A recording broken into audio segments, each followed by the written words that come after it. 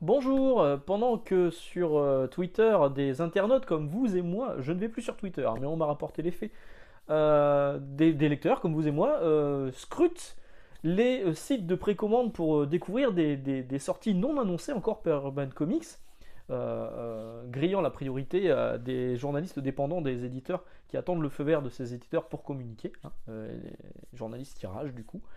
Panini, lui, n'attend pas que que ça fuite sur les sites de précommande tels Amazon, Fnac, De Citre, etc. Ils font leurs big news, tranquilles de leur côté, et ces news sont souvent inédites.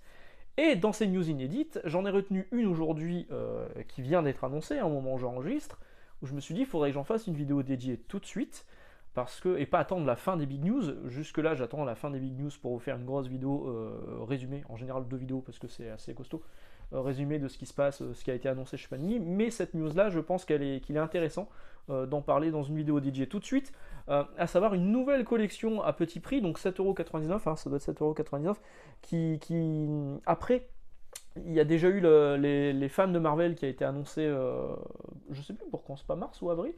Enfin, c'est dans pas longtemps. Là, ce sera pour juin. Donc, 6 nouveaux titres à 7,99€ chez Panini, dans le format que vous connaissez. J'aurais dû vous en sortir un pour vous montrer, mais bon, vous avez l'habitude maintenant.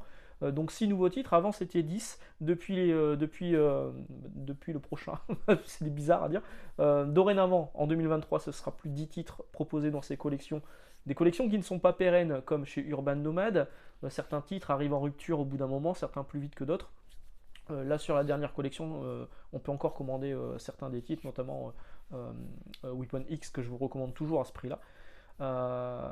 Donc 6 titres qui vont arriver au mois de juin, avec la thématique multivers Marvel chez Panini.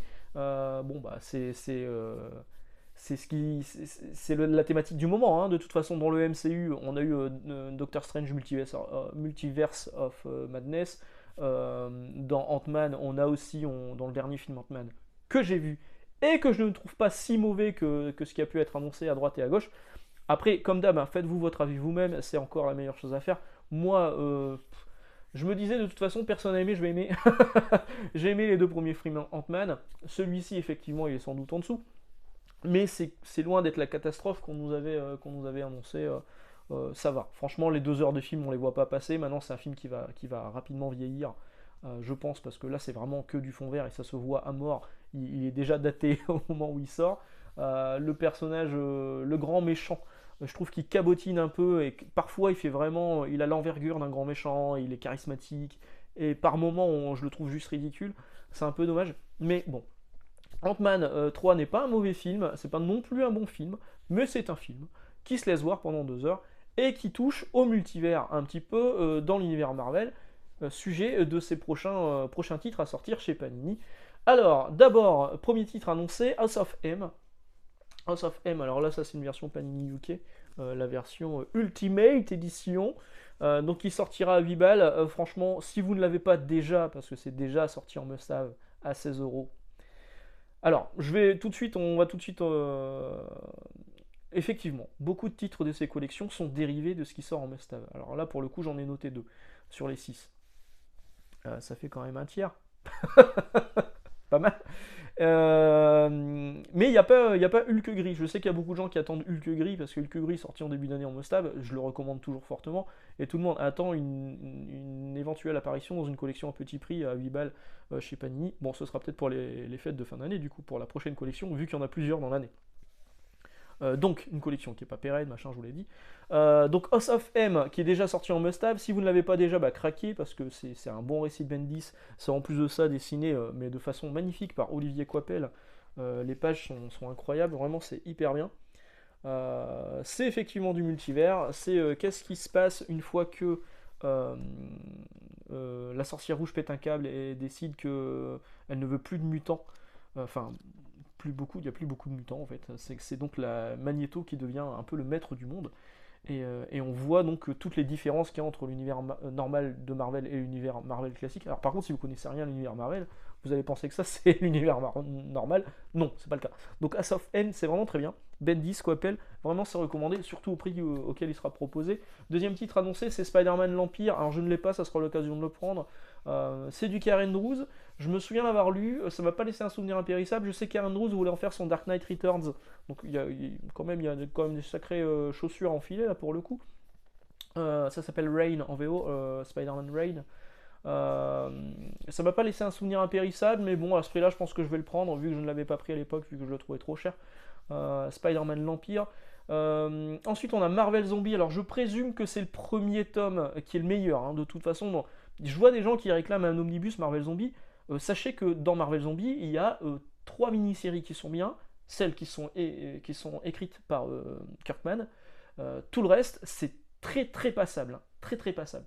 Donc là, c'est sans doute celui-ci, le Marvel Zombie le premier, qui est également ressorti en must-have il y a peu. Donc Robert Kirkman et Sean Phillips. Couverture de. Merde, je sais plus le nom. Arthur Swedam, voilà, Sean Phillips. C'est avec donc les super-héros Marvel qui sont des zombies. D'autres ne sont pas encore zombifiés et vont essayer de survivre. C'est la première mini-série, elle est vraiment cool. Elle se tient aussi en un seul volume, donc vous pouvez y aller à 8€. Franchement, c'est pareil, ça se laisse lire. Et encore une fois, la suite, elle est pas folle, quoi. En fait, pendant un moment, Marvel Zombie, donc ça sortait comme ça. Le numéro 1, c'était donc Kirkman, c'était bien. Le numéro 2, c'était pas Kirkman, c'était pas terrible. Le 3, c'était Kirkman, c'était bien. Et ainsi de suite. 1 sur 2, c'était pas lui. Et à un moment, il a même lâché l'affaire parce qu'il en avait marre de Marvel, hein. L'histoire de Kirkman et Marvel, elle est un peu compliquée. Donc Marvel Zombie sort dans cette collection. Ensuite, on aura Cosmic Ghost Rider.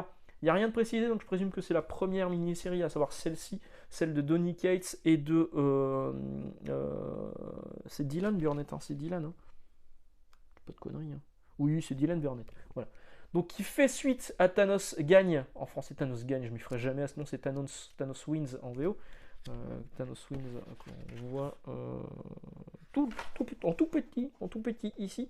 Donc, ça fait suite. Cosmic Ghost Rider, il a apparu dans Thanos Wins, Thanos Gagne en VF. Il a apparu dedans. Et après, le personnage a tellement cartonné, il a tellement plu, qu'ils ont fait plusieurs mini-séries. Seule la première. Moi, je trouve que seule la première, celle-ci, est intéressante. Elle est j'ai du mal, hein. Elle est scénarisée par Donny Cates, les autres, c'est pas le cas. Et franchement, celle-ci, elle est cool. C'est avec Baby Thanos Must Die. Donc, le Cosmic Ghost Rider retourne dans le passé pour se débarrasser du Thanos quand il est bébé. Mais il y a un petit côté, Baby Cart, il va le garder avec lui. Il y a un petit côté Mandalorian avec Grogu. Vraiment, c'est cool.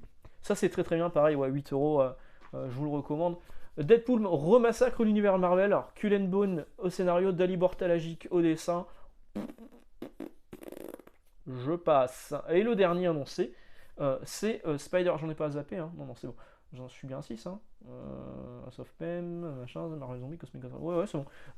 Spider-Geddon, donc le dernier c'est Spider-Geddon, qui est donc la suite du Spider-Man Spider-Verse qui était sorti en must-have. Ce Spider-Geddon, il n'était pas sorti en must-have, il était sorti en deluxe, avec quelques épisodes supplémentaires qui, à mon avis, vont sauter, parce que le deluxe il faisait 230 pages. À mon avis, ils vont enlever les deux épisodes bonus, ils vont laisser, je pense, que la mini-série qui se compose de 5 numéros, je crois.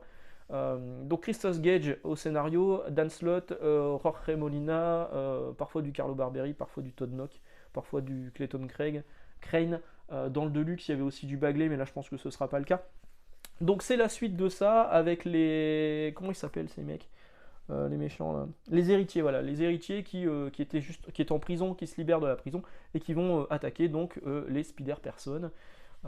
À savoir que ces Panini Big News, on peut les rebaptiser les Panini Spider News, hein, parce qu'il y a quasiment 80% de ce qui a été annoncé, c'est du Spider-Man. Ouais, j'exagère un peu, mais beaucoup de Spider-Man. Donc voilà, suite de Spider-Verse. J'ai pas Spider-Geddon, ce sera peut-être l'occasion de le prendre à 8 balles, bon, ça se tente. En tout cas, dans les titres que je vous ai annoncés, on va résumer. House of M, Spider-Man l'Empire de Karen Drews, Marvel Zombie, Cosmic Ghost Rider, Deadpool remassacre l'univers Marvel et Spider-Geddon. Ceux que je vais vous conseiller fortement, House of M, si vous ne l'avez pas déjà, Marvel Zombie, Cosmic Ghost Rider, et je pense que ça sera déjà pas mal. Ensuite, vous pouvez peut-être pousser sur Spider-Man l'Empire si le trait ne vous déplaît pas, parce que là, Karen Drews, c'est un artiste multi-style. Il a plein de styles différents qu'il adapte par rapport à l'histoire qu'il écrit. Et là, son style, il était particulier sur Reign, je trouve. et où éventuellement vous pouvez partir sur Spider-Geddon si vous avez Spider-Verse. Si vous n'avez pas lu Spider-Verse, laissez tomber hein, par contre. Hein. Voilà, voilà, et ben je vous laisse là, on se retrouve jeudi, et oui, il y aura une vidéo jeudi. Excellente journée, excellente lecture, à jeudi du coup. Ciao.